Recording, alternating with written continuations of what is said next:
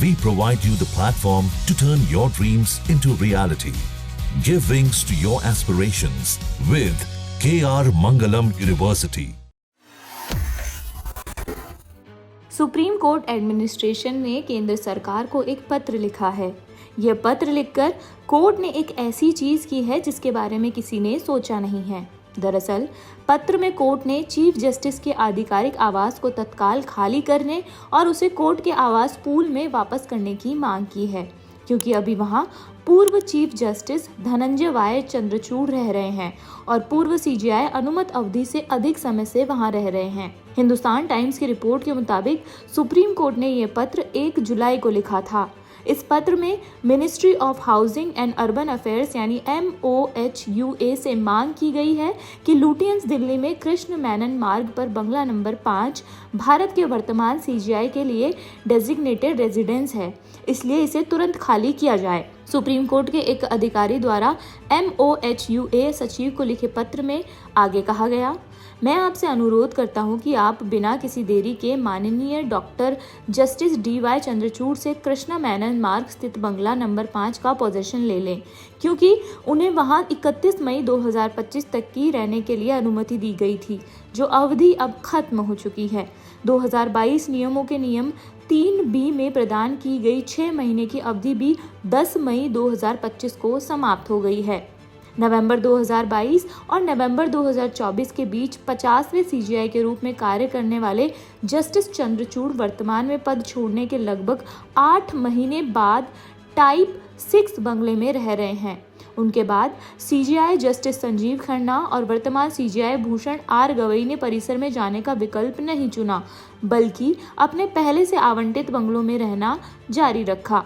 Hindustan times से बात करते हुए जस्टिस चंद्रचूड़ ने देरी के लिए व्यक्तिगत परिस्थितियों को जिम्मेदार ठहराया है, जिसके बारे में सुप्रीम कोर्ट एडमिनिस्ट्रेशन को पूरी जानकारी थी। उन्होंने स्पष्ट किया कि उन्हें सरकार द्वारा पहले ही सीमित अवधि के लिए किराए पर ऑल्टरनेटिव आवास आवंटित किया गया था, लेकिन कई सालों से उसमें रहने के बाद अब वो रहने लायक नहीं बचा है, इसलिए वो इसे रिपेयर कराने का इंतजार कर रहे हैं।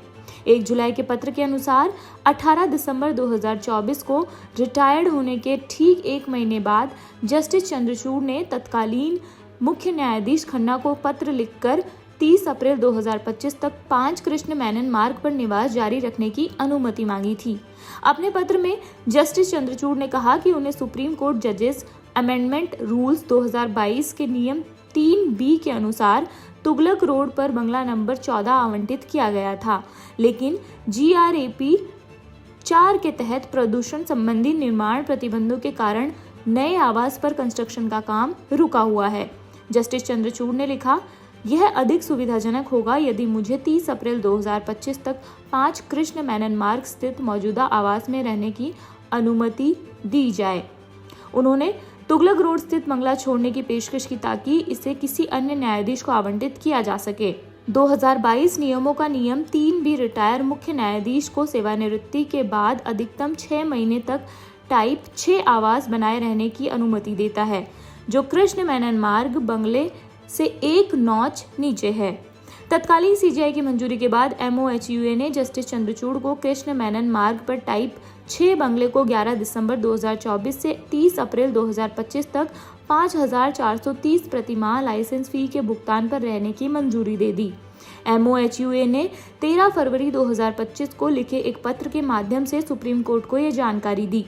1 जुलाई के पत्र में कहा गया कि जस्टिस चंद्रचूड़ ने इसके बाद मुख्य न्यायाधीश से 31 मई 2025 तक उसी परिसर में निवास जारी रखने का मौखिक अनुरोध किया था, जिसे इस शर्त के साथ स्वीकार कर लिया गया कि आगे उन्हें कोई छूट नहीं दी जाएगी। पूर्व मुख्य न्यायाधीश ने 28 अप्रैल को तत्कालीन मुख्य न्यायाधीश न्यायमूर्ति खन्ना को लिखे पत्र का हवाला देते हुए कहा कि वे अपनी बेटियों की विशेष आवश्यकताओं को देखते हुए आवास की सूची तैयार करने की प्रक्रिया में हैं और इसके लिए 30 जून तक का समय मांगा है।